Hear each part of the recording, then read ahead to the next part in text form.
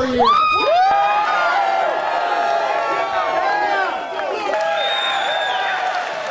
The next question is pointed some of the candidates. I've seen some of the television ads that at least two of our candidates are airing, and submitted a two-part question.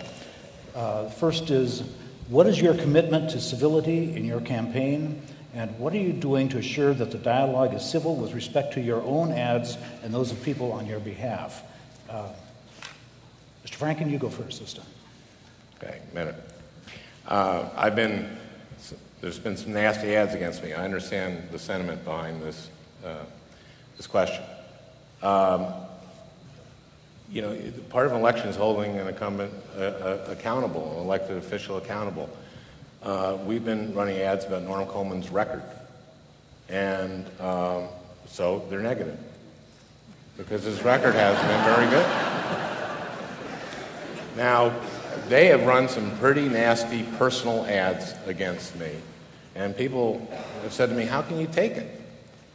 And I say, well, you know what? That's nothing compared to the hits that people are taking around Minnesota. Kids who can't go to college. A woman up in Fergus Falls has diabetes, and her son has diabetes, and she can't pay for she has to share insulin with him.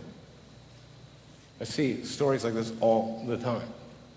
So bring on the negative ads. You know, I think they're going to backfire like they backfired against Rudy Boschwitz when he ran him over and over again against Paul Wellstone. Thank you. Mr. Barkley? You know, I've had to take a look at the same talking fish and bowling ads you all had to watch. Fortunately, I have not been able to raise enough money to put any on myself, so I guess I'm not part of this discussion right now.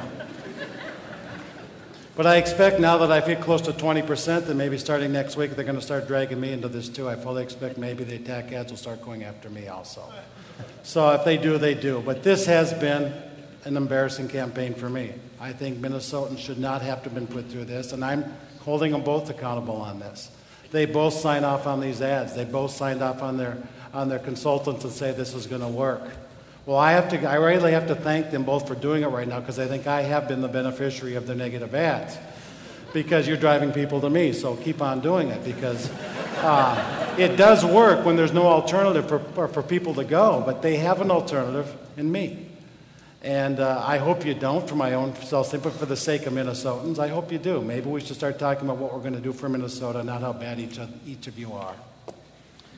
Senator Coleman?